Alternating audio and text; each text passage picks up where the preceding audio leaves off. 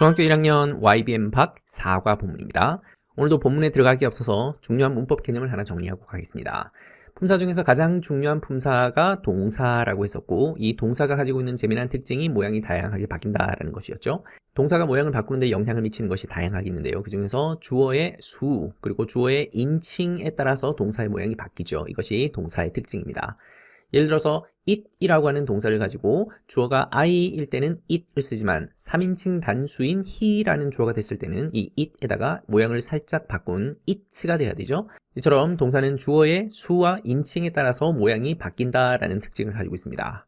이런 특징을 가지고 있는 동사를 우리 문법 용어로는 정형동사라고 부릅니다. 정형동사를 영어로는 finite verb라고 합니다.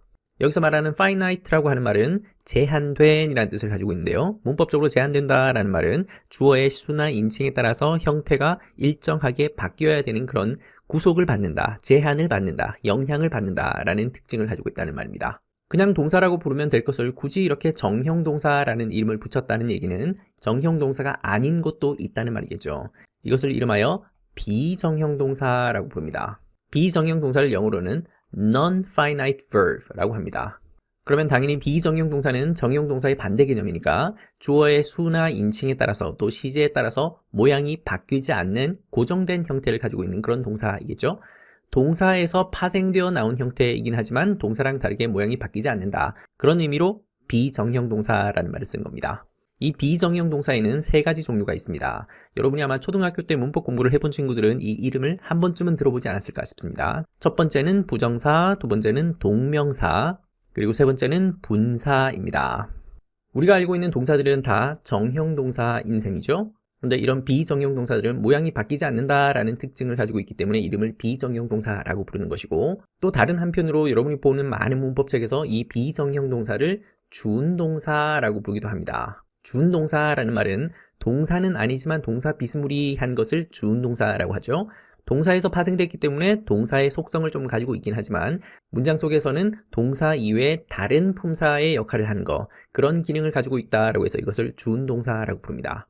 자, 그러면 모양이 고정되어 있다라고 했는데 어떤 식으로 고정되어 있는지 봅시다. 먼저 부정사는 동사 원형의 모양을 가지고 있습니다. 그리고 동명사는 동사 원형에다가 ing를 붙인 그런 모양으로 고정되어 있고요. 그리고 분사라고 하는 것은 종류가 두 가지인데 우리 예전에 동사가 다양한 모습으로 바뀌는 모양을 얘기하면서 현재 분사 그리고 과거 분사 얘기를 했었습니다. 현재 분사는 동사에다가 ing를 붙인 그런 모양이었고, 과거 분사는 규칙적으로 변하는 모양일 때는 동사에다가 ed를 붙인 모양이고, 그 이외에 불규칙적으로 변하는 그런 분사도 있었습니다. 부정사 중에서도 종류가 두 가지가 있는데 어떤 경우는 앞에 to가 붙어 있는 그런 부정사가 있고 to가 붙어 있지 않은 그런 부정사가 있습니다. 위의 것을 to 부정사라고 부르고 to가 없는 부정사를 원형 부정사라고 부르기도 합니다. 자, 그럼 아까 선생님이 설명하기를 이런 동사에서 출발했지만 동사는 아닌 이런 준동사들은 문장 속에 들어가게 되면 동사의 속성과 함께 다른 품사의 속성도 함께 가진다라고 했는데, 그러면 부정사와 동명사와 분사가 문장 속에서 어떤 품사의 기능과 역할을 하는지 한번 살펴봅시다. to가 붙어 있는 부정사, 우리가 앞으로 보게 되는 부정사는 항상 이 to가 붙어 있는 부정사를 의미하는 경우들이 대부분입니다. 나중에 to가 붙어 있지 않은 이런 원형 부정사는 중학교 2학년, 3학년 때 다시 공부하게 될 겁니다. to가 붙어 있는 이런 부정사의 경우 문장 속에 들어가면 명사처럼 쓰이기도 하고 형용사처럼 쓰이기도 하고 부사처럼 쓰이기도 합니다. 동사의 속성을 가지고 있으면서 때로는 명사, 때로는 형용사, 때로는 부사처럼 쓰인다라는 말이죠. 동명사는 문장 속에 들어가면 항상 명사처럼 쓰입니다. 그리고 분사는 문장 속에 들어가면 항상 형용사 비스무리하겠습니다.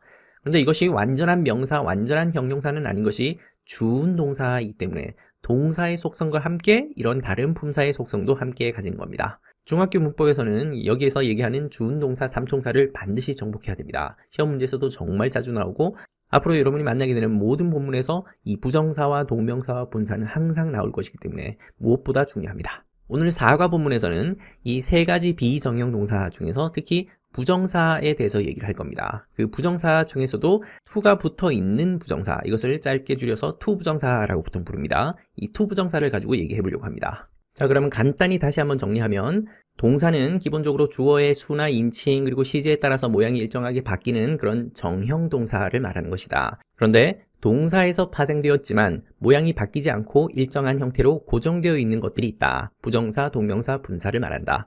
그 중에서 부정사는 동사 원형의 모양으로 고정되어 있는 것인데 그 중에서도 특히 to가 함께 붙어 있는 이런 부정사는 to 부정사라고 하고 이것이 문장 속에 들어가게 되면 명사나 형용사나 부사의 속성을 함께 가지는 것을 말한다. 중학교 문법에서 부정사가 참 중요하다 보니까 이 부정사를 가지고 많은 설명들을 하는데 어떤 선생님들은 여기에 있는 이 부정사가 왜 이름이 부정사냐라고 할 때 품사가 정해져 있지 않아서 부정사다라고 부르기도 하고 또 어떤 선생님들은 여기에 있는 영어 표현을 가지고 infinitive가 원래 무한한 이런 뜻을 가지고 있기 때문에 부정사라고 하는 것은 무한한 가능성을 가진 동사다. 그래서 부정사라고 한다. 이렇게 어처구니 없는 설명을 하기도 합니다. 부정사를 왜 infinitive라고 부르는지 어원적으로 따져보자면 in이라고 하는 접두어에다가 우리 좀 전에 배웠던 finite verb가 있었죠. 정형 동사를 finite verb라고 하는데 그러면 in이라는 접두어를 붙어서 반대말을 맞는 겁니다. 그래서 원래 이 라틴어 어원으로 따져보자면 finite verb가 아니다. 즉 정형 동사가 아니다 라는 말이 infinitive로 파생돼서 바뀐 겁니다. 그래서 부정사라는 말은 정형 동사가 아닌 것, 부정형 동사 이것을 짧게 줄인 것이 부정사. 그래서 부정사라는 말이 탄생한 겁니다. 여러분들은 그런 복잡한 어원까지는 전혀 몰라도 상관이 없겠고 일단 부정사라고 하는 것은 동사 원형의 모양을 말하는 것이다. 그리고 이것은 시제에 따라서 인칭에 따라서 s를 붙이거나 ing를 붙이거나 하는 식으로 모양이 바뀌지 않는다. 보통 중학교 문법에서 부정사라고 하면 동사 원형인 모양에다가 앞에 to가 붙어있는 이런 to 부정사를 의미하는 경우들이 대부분입니다. 부정사 중에서도 특히 to가 붙어있는 이 부정사는 문장 속에 들어가게 되면 명사나 형용사나 부사의 기능을 한다. 오늘 본문 속에 등장하는 to 부정사는 다 명사처럼 쓰이는 경우를 다루게 될 겁니다. 자, 그러면 이 정도 문법 개념을 잡고 오늘 사과 본문으로 바로 들어가 보겠습니다. 우리 가족의 전통이라고 제목이 나와 있습니다. 어떤 전통을 가지고 있는지 한번 봅시다. My name is 유빈. 내 이름은 유빈입니다. 특별할 거 없죠? My father and mother are computer engineers. 우리 아빠 그리고 우리 엄마는 컴퓨터 엔지니어입니다. 접속사 and는 왼쪽에 있는 아빠와 오른쪽에 있는 엄마를 연결해주고 있는 접속사죠. 두 사람이니까 당연히 복수입니다. 그래서 비동사를 a로 썼네요. 그리고 두 분 다 컴퓨터 엔지니어이기 때문에 역시 s를 붙여서 복수형을 만들었습니다. My mother fell in love with him when she worked in India. 우리 엄마는 fell은 fall이라고 하는 동사의 과거형이죠. fall in love 하면 사랑에 빠지다 입니다. 그리고 with him이라고 할 때 그때 him은 당연히 우리 아빠를 가리키는 대명사이겠죠. 그리고 she는 엄마를 가리키는 대명사이겠죠. 우리 엄마가 인도에서 일할 때 아빠랑 사랑에 빠졌습니다. 그래서 결혼을 했다는 얘기죠. 자, 이 문장이 너무너무 중요한 문장이고 이번 단원의 또 핵심 문장입니다. 자, 이 문장 속에 가장 중요한 단어는 가운데 있는 when이라는 단어입니다. 이 when의 문법적인 이름은 우리가 알고 있는 대로 접속사입니다. 이때 이 접속사는 무엇과 무엇을 연결하는지 찾아야죠.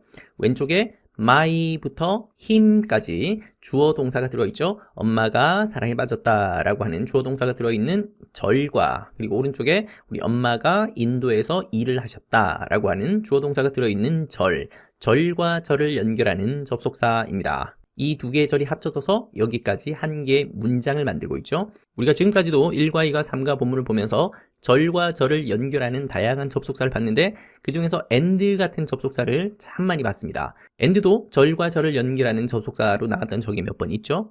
자, 선생님이 방금 쓴 것처럼 and라고 하는 접속사도 절과 절을 연결할 수 있고 또 when이라고 하는 접속사도 절과 절을 연결할 수 있으면 기본적으로는 같은 접속사라고 볼 수 있겠죠. 그런데 약간 다른 특징이 있습니다. and가 연결하는 절과 절은 왼쪽에 있는 절과 오른쪽에 있는 절이 동등한 자격을 가집니다. 하나가 더 중요하고 덜 중요한 개념이 아니라는 것이죠. 그래서 이 접속사를 등위 접속사라고 부릅니다. 등위 접속사를 사용했을 때의 특징은 왼쪽과 오른쪽이 동일하게 중요한 덩어리이기 때문에 자리를 바꿀 수 없습니다. 그리고 왼쪽과 오른쪽 중에 하나를 생략할 수도 없습니다. 둘 다 중요한 것이기 때문에 하나를 없애버린다는 것은 말이 안 되죠. 반면 지금 우리가 보고 있는 이 when이라고 하는 접속사는 특이하게도 등위 접속사가 아니라 이것을 부르는 말이 종속 접속사라고 부릅니다. 종속 접속사라는 얘기는 왼쪽에 있는 절과 오른쪽에 있는 절이 동등한 가치를 가지고 있지는 않습니다. 왼쪽에 있는 절을 이름하여 주절이라고 부르고 오른쪽에 있는 절, 이 접속사가 붙어있는 그 뒷자리의 절을 종속절이라고 합니다. 왼쪽에 주절과 오른쪽에 종속절을 연결해준다라고 해서 종속 접속사라고 하는데 주절, 종속절 하니까 주종이라고 하는 관계가 떠오르죠. 주절을 영어로는 main clause라고 합니다. 반면 종속절은 dependent clause라고 부릅니다. 여기 이름에서도 드러나는 것처럼 왼쪽에 있는 주절이 약간 주인공 느낌이고 오른쪽에 있는 종속절은 좀 부수적인 느낌이죠. dependent라고 하는 말은 어디에 의존하는 이란 뜻입니다. 주절에 의존하고 있는 절. 그래서 사실상 없어져 버려 크게 문제가 안 되는 그런 절이 dependent clause입니다. 아까 등위 접속사가 연결하는 절과 절은 두 가지가 동등한 가치를 지니기 때문에 어느 하나가 더 중요하고 덜 중요하다라고 얘기할 수 없는 것인데 종속 접속사가 연결하는 절은 하나는 중요한 절이고 하나는 좀 덜 중요한 절,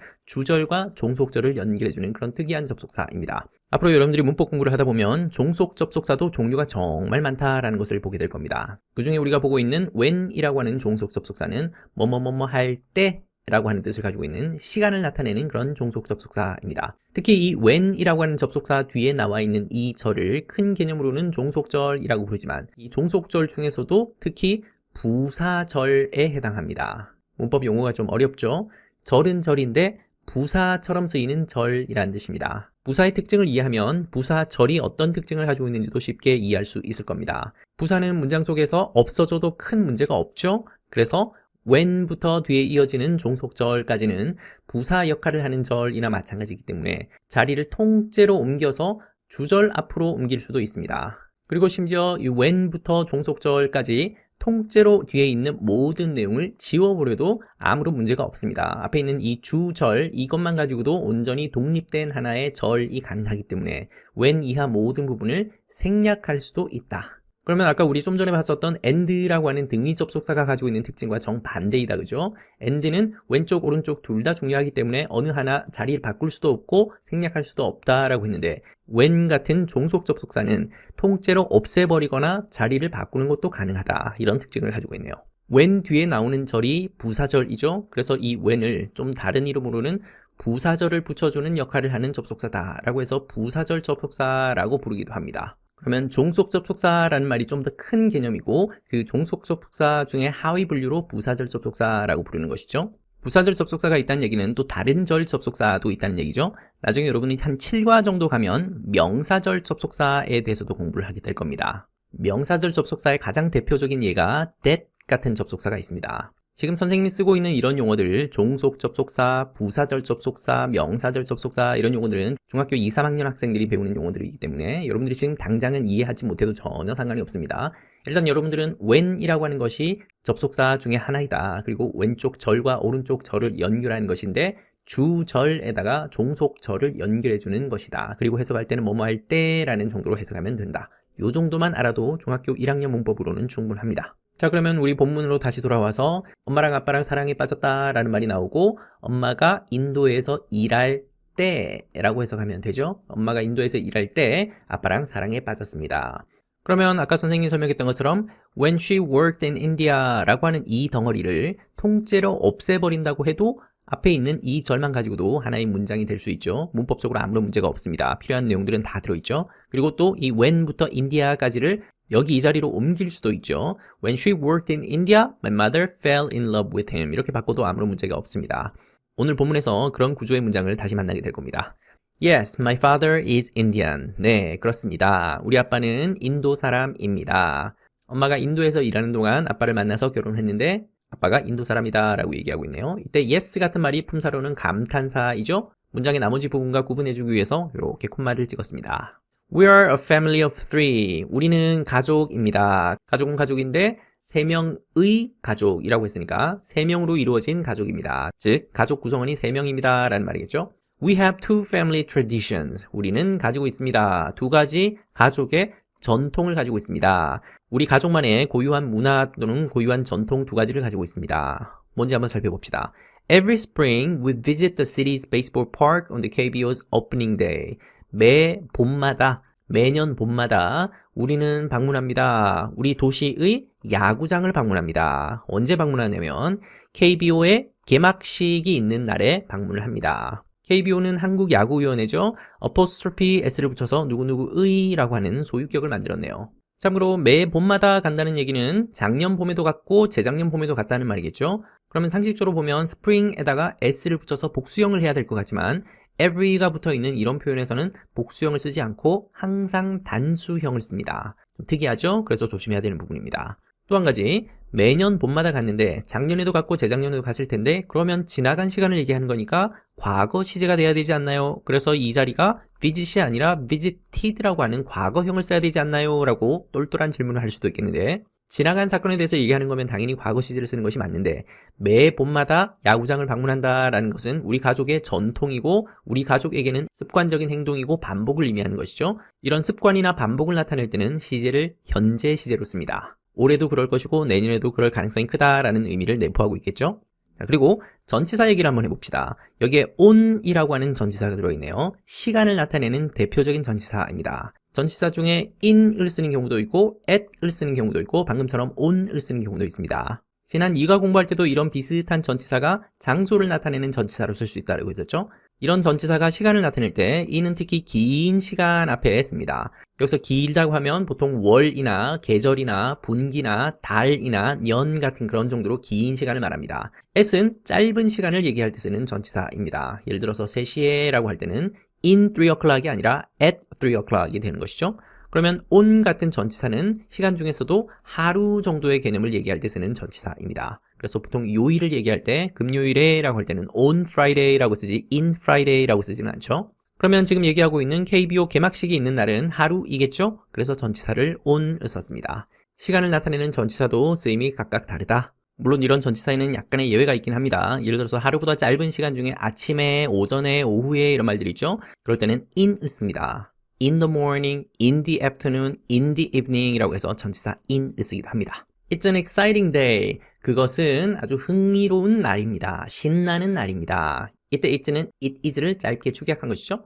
그렇다면 이때 it의 정체를 말할 수 있어야죠. 우리가 지금까지 배웠던 it이 두 가지가 있었습니다. 하나는 앞에서 얘기했던 명사 어떤 대상을 다시 지칭하는 대명사 it, 그 중에서도 인칭 대명사가 있었고, 또 다른 하나는 특별히 가리키는 대상이 없는 비인칭 대명사 it이 있었습니다. 그것은 이라고 하는 것은 앞문장에서 나왔던 KBO 개막식 하는 그날은 참 신나는 날입니다 라고 가리키는 대상이 분명히 있죠. 이럴 때는 인칭 대명사 it로 보면 되겠습니다. 인칭 대명사 it은 그것이라고 하는 해석이 되는 it이죠. 그리고 이때 exciting은 흥미있는, 재미있는, 신나는 이라는 뜻으로 day라고 하는 명사를 꾸며주는 형용사로 쓰였습니다.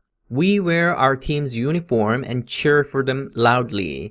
우리는 입습니다. 우리 팀의 유니폼을 입습니다. 그리고 cheer 하면 응원하다, 환호하다 라는 뜻입니다. 그들을 위해 응원합니다. 아주 시끄럽게, 크게 응원한답니다. loudly 같은 이런 말들이 품사로는 부사이죠. 가운데 있는 and라는 접속사가 보이죠? 이 접속사가 연결하는 것을 찾을 수 있겠습니까? 바로 오른쪽에 동사가 보이니까 그러면 앞에서 1번 동사 wear와 2번 동사 cheer를 연결하는 등위 접속사이겠습니다. 참고로 여기 있는 동사 wear는 옷 앞에 쓰면 입다 라는 뜻이고 모자 앞에 쓰면 쓰다 라는 말이 되고 양말 앞에 쓰면 신다 라는 말이 되는 등 뜻이 참 다양하죠. We like to take pictures at the gate. 우리는 좋아합니다. take picture 하면 사진을 찍다 라는 뜻이니까 사진 찍는 것을 좋아합니다. 문에서 게이트에서 사진을 찍는 것을 좋아합니다.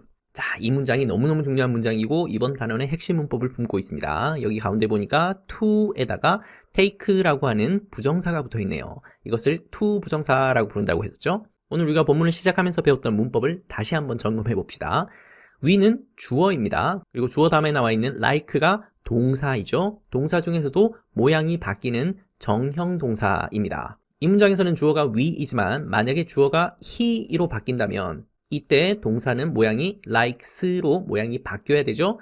이렇게 모양이 바뀌는 동사를 우리가 정형 동사라고 불렀습니다. 자, 그러고 나서 뒤에 take라고 하는 동사가 다시 나왔습니다. 동사 뒤에 동사가 다시 나오면 안 되죠. 그래서 앞에 있는 것은 동사이지만 뒤에 있는 것은 동사가 아닌 이것을 준동사라고 했습니다. 다른 말로 비정형 동사라고 하죠. 정형 동사는 모양이 바뀌지만 이때 take는 모양이 바뀌지 않는 동사이죠. 그래서 주어가 he라고 3인칭 단수가 되더라도 이때 take라고 하는 준동사의 모양은 바뀌지 않습니다. 고정되어 있습니다. 그래서 이것을 비정형 동사라고 합니다. 그리고 주운동사라는 얘기는 동사에서 출발했지만 그래서 동사의 속성을 가지고 있긴 하지만 한편 다른 품사의 속성을 가지기 때문에 이것을 주운동사라고 한다고 했었죠.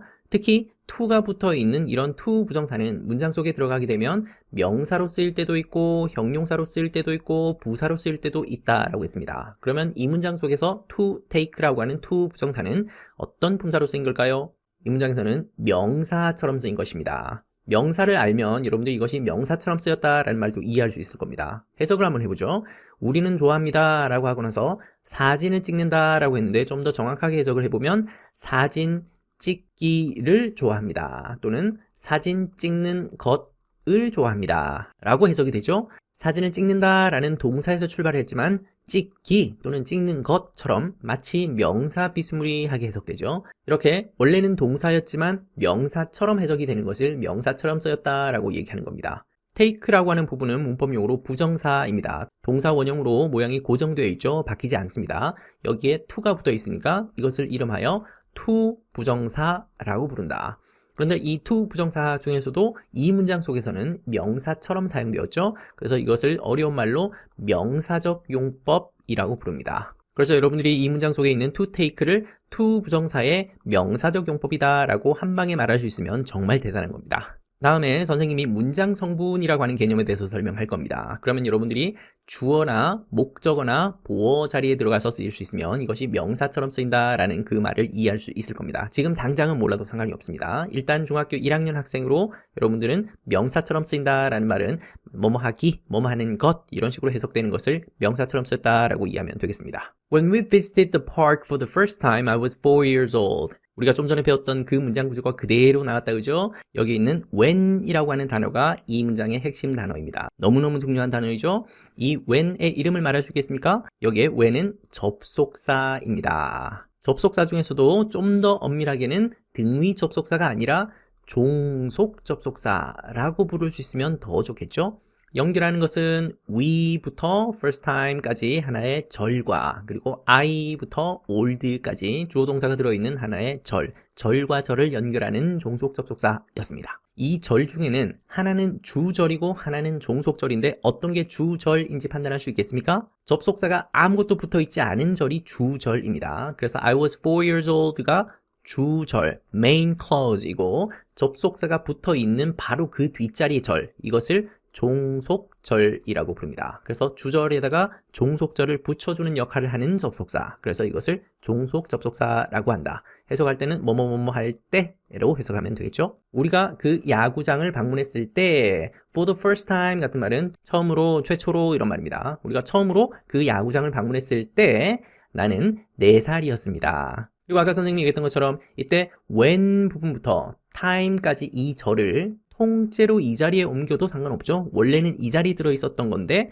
자리를 통째로 앞으로 옮겨놓은 꼴입니다. 기본적인 의미는 동일하지만 강조하고 싶고 부각시키고 싶은 부분을 문두에 놓는 것이 영어에서 덩어리를 배치하는 원칙입니다. 그래서 이 문장 속에는 크게는 두 가지 정보가 있죠. 우리가 그 야구장을 처음으로 방문했다라고 하는 정보가 있고 내가 4살이었다라고 하는 정보가 있는데 여기서는 야구장을 처음에 방문했을 때라고 하는 이 시점을 먼저 부각시키고 그리고 그 당시가 내가 4살이었다라고 하는 서술로 이어지는 겁니다. 그리고 이 문장 속에 4살이다 라고 할 때 4 years old 라고 표현을 했는데요. 여기 4 같이 이렇게 숫자를 표현하고 그리고 그 뒤에 숫자와 관련되는 단위를 쓰고 그 뒤에 형용사가 이어지는 이런 구조는 문장에서 정말 많이 쓰이는 구조입니다. 방금처럼 나이를 나타낼 때도 쓸 수 있지만 그 외 다른 표현에서도 정말 빈번하게 씁니다. 몇 가지 예를 들어 보겠습니다. 이렇게 숫자를 쓰고 그 숫자와 관련되는 단위 그리고 그 이후에 형용사를 붙이는 이런 표현들이 영어에서 참 많습니다. My father's birthday is in the fall. 우리 아빠의 생일은 가을에 있습니다. 아까 우리 배웠던 것처럼 in이라고 하는 전치사는 전치사 중에서도 시간을 의미하는 전치사이죠. 그 중에서도 좀 긴 시간입니다. 가을이라고 하는 것은 하루보다 훨씬 더 긴 시간이니까 전치사를 in 썼겠죠. We do special things on his birthday. 우리는 합니다. 특별한 것들을 합니다. 아빠의 생일에 특별한 것을 합니다. 이때 on도 역시 전치사이고 시간을 나타내는 전치사인데 이때는 아빠의 생일날에 라고 하는 하루를 나타내는 전치사이죠. 어떤 특별한 것을 하냐면 In the evening we cook Indian chicken curry together. 저녁에 우리는 요리합니다. 인도식 치킨 카레를 만듭니다. 요리합니다. 함께 이런 말들은 품사로 부사입니다. 여기는 in도 전치사인데 하루보다 짧은 시간이고 하루의 일부분이긴 하지만 특이하게도 in을 쓴다라고 했었죠. 아침에, 점심에, 오후에 이런 것들이 다 in입니다. 영어의 시간 표현 중에 afternoon과 evening이 약간 다른 개념인데 언제가 afternoon이고 언제가 evening인지 약간 좀 헷갈려 할 때가 있습니다. 보통 afternoon이라고 하면 한 12시 정도부터 해가 질 때까지 한 오후 5시 정도면 되겠죠. 그리고 evening이라고 하면 해가 진 그 정도부터 잠자기 전까지 시간을 evening이라고 합니다. 아예 깜깜한 시간이 되면 night라고 하는 단어가 별도로 있죠. 날씨에 따라서 계절에 따라서 또 문화에 따라서 약간은 융통성 있게 적용하면 되겠습니다. It's his favorite dish. 그것은 아빠의 좋아하는 요리입니다. 이때 it는 it is의 축약형이겠죠? 그러면 이때 it은 바로 앞문장에서 나왔던 인도 치킨 카레를 대신해서 쓴 인칭 대명사이겠죠? 인도 치킨 카레는 아빠가 좋아하는 요리 음식입니다. We get special curry powder from my grandmother in India. 우리는 얻습니다. 아주 특별한 카레 파우더를 얻습니다. 카레 가루를 가지고 카레를 만드니까 아주 특별한 카레 가루를 얻는데 누구로부터 얻냐면 인도에 계신 우리 할머니로부터 얻습니다. from도 어디어디로부터 라고 하는 전치사이고 in이라고 하는 것도 어디어디에 라고 하는 전치사이죠. 장소 전치사 중에 in은 넓은 장소일 때 쓴다라고 했었죠. It has the real taste of India. 그것은 가지고 있습니다. 진짜 맛을 가지고 있습니다. 인도의 맛을 가지고 있습니다. 할머니가 보내주시는 인도 카레 가루가 진짜 인도의 맛을 품고 있는 모양입니다. 그러면 역시 it도 앞문장에서 special curry powder를 가리키는 인칭 대명사 it이겠죠? We all love a warm and tasty bowl of curry. 우리는 모두 좋아합니다. 이때 all은 없어져도 큰 문제가 없죠? 대명사를 강조해주는 부사처럼 보면 되겠습니다. 우리 가족은 모두 그 따뜻하고 그리고 맛이 좋은 카레 한 그릇을 참 좋아합니다. and는 왼쪽에 있는 형용사 warm과 오른쪽에 있는 형용사 tasty를 붙여주고 있는 그런 표현입니다. 수식해주는 형용사를 떼고 나면 a bowl of curry만 남게 되죠. 그러면 카레 한 그릇이라고 하는 단위가 됩니다. 이 카레 한 그릇이라고 하는 말을 꾸며주기 위해서 여기에 형용사가 들어가 있는 그런 모양으로 보면 되겠습니다. 카레는 단독으로 한 개, 두 개를 셀 수 없죠. 그래서 이런 bowl 같은 단위 명사라고 하는데 이런 단위 명사의 도움을 받아서 한 그릇, 두 그릇 이렇게 셀 수 있습니다. 그러면 카레 두 그릇이라고 하려면 앞에 어를 to를 바꾸고 bowl에다가 s를 붙여서 복수형을 만들면 그러면 카레 두 그릇이라고 하는 말이 되겠죠. After dinner, we play 파추시. 저녁 식사 후에 우리는 파추시 놀이를 합니다. 인도의 전통 그 보드게임 중에 하나입니다. 한국에서 하는 윷놀이랑 아주 비슷한 그런 게임입니다. 이때 after도 역시 시간을 나타내는 전치사이겠죠. 뭐뭐 후에, 뭐뭐 하고 나서 라는 뜻입니다. It's a traditional board game in India. 그것은 역시 이때 it도 앞에 있는 파추시를 가리키는 대명사이겠죠.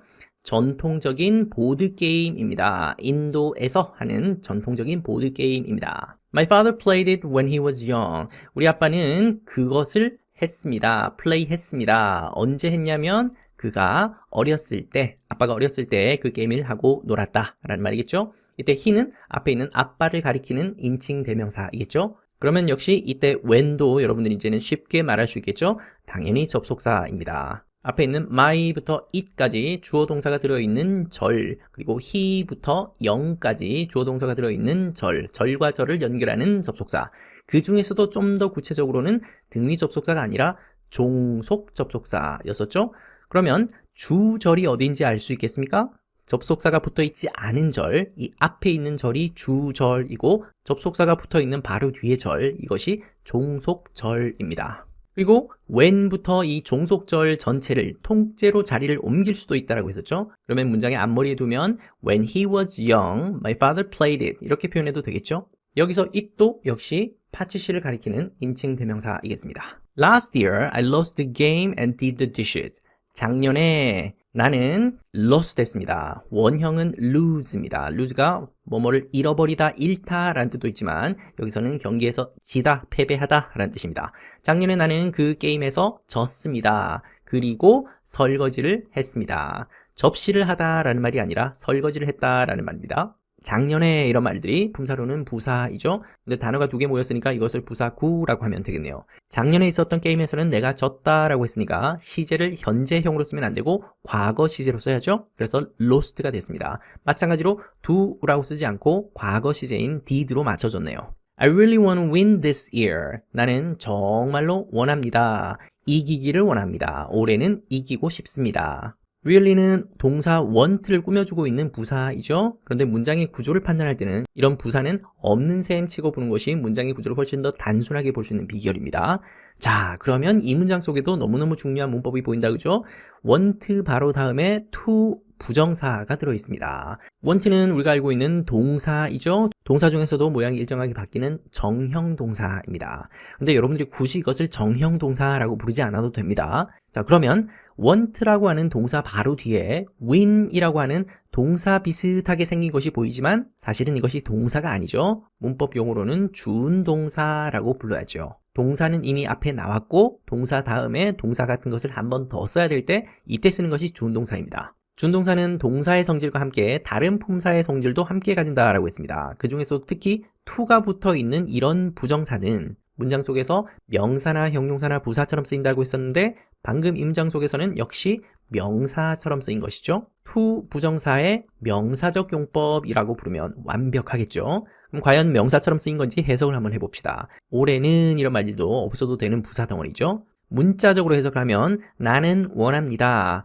이기기 원합니다. 이기는 것을 원합니다. 명사처럼 해석되죠. 그래서 부정사의 명사적 용법이 맞습니다. 부정사는 비정형 동사이기 때문에 일반 동사랑은 다르게 모양이 바뀌지 않는다. 그래서 주어가 3인칭 단수로 바뀌더라도 want는 s를 붙여서 3인칭 단수형을 만들지만 이 부분은 얼음처럼 딱 고정되어 있는 그 형태이다라는 것을 잊지 마시길 바랍니다. Family traditions create wonderful memories. 가족의 전통은 만듭니다. 아주 멋진 기억들을 만듭니다. I love my family traditions and hope to keep them for a long time. 나는 좋아합니다. 우리 가족의 전통을 너무 좋아합니다. 야구 개막식이 있는 날에는 야구장에 가고 아빠의 생일에는 아빠가 인도인이기 때문에 인도 치킨 카레를 해먹고 함께 또 전통 보드게임을 하는 그런 전통, 이 전통을 나는 너무 좋아합니다. 그리고 바랍니다. 지키기를 바랍니다. 유지하기를 바랍니다. 그것들을 for a long time 이란 말은 오랫동안 이란 말입니다.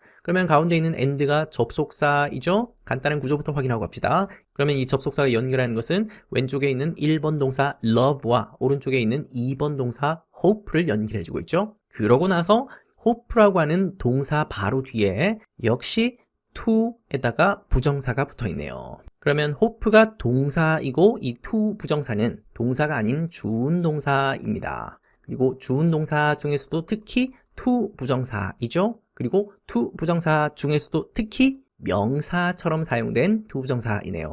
과연 명사처럼 해석되는지를 한번 확인해 봅시다. 그것들을 지키기를 희망합니다. 지키는 것을 희망합니다. 명사처럼 해석되죠? 그러면 명사처럼 쓰인 것이 맞네요. 그러면 좀 더 정확한 해석을 위해서 바로 뒤에 있는 them이라고 하는 대명사가 가리키는 것을 문장 속에서 찾아야죠. 그것들을 계속 지켜나가기를 바란다라고 했는데 그것들은 바로 앞에 있는 my family traditions 이겠죠. s가 붙어서 복수형이 되었네요. 그래서 대명사도 복수형인 they를 대신해서 쓴 겁니다. 자, 가족의 전통과 관련되는 재미난 얘기를 한번 들어봤습니다. 이번 단원에서 너무너무 중요한 핵심 문법은 뭐니 해도 준동사입니다.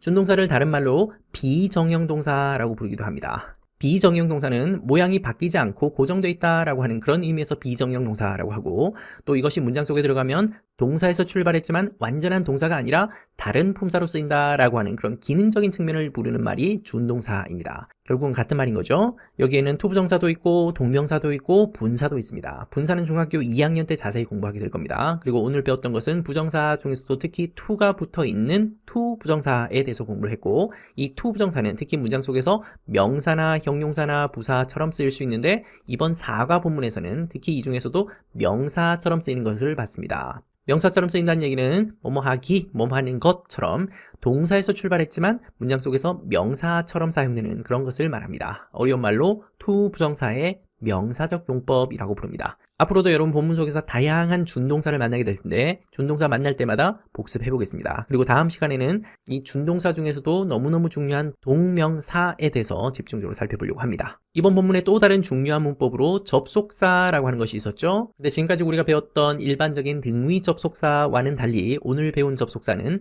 종속 접속사라고 불렀습니다. 특이하게도 왼쪽에 있는 절과 오른쪽에 있는 절과 절을 연결해 주는데 왼쪽에 있는 절 이것을 주절이라고 불렀고 오른쪽에 있는 절 이것을 종속절이라고 불렀죠. 종속 접속사에도 종류가 참 많은데 그 중에서 아주 일부분인 when이라고 하는 접속사가 오늘 본문 중에 여러 차례 등장했습니다. 해석을 할 때는 뭐뭐뭐뭐 할 때라고 하는 뜻이었죠. 그리고 이 접속사 부분부터 종속절까지 통째로 주절 앞자리로 옮길 수도 있다라고 했고, 이 종속절 이하 부분이 통째로 없어지더라도 이 주절만 가지고도 온전한 문장이 될 수 있다라고 했습니다. 이것이 일반적인 등위 접속사와 종속 접속사가 다른 부분이다라고 했습니다. 자, 이제 사과 본문이 되면서 슬슬 어려운 문법 개념들이 등장하기 시작하는데, 여러분들이 품사를 알고 선생님이 지금까지 설명해준 내용들을 잘 따라하고 있다면 앞으로 이어지는 문법들도 크게 어렵지 않게 숙지할 수 있게 될 겁니다. 오늘 본문 내용을 다시 한번 복습하면서 비정형 동사, 준동사, 그리고 접속사의 개념을 다시 한번 복습하면 좋겠습니다. 수고했습니다.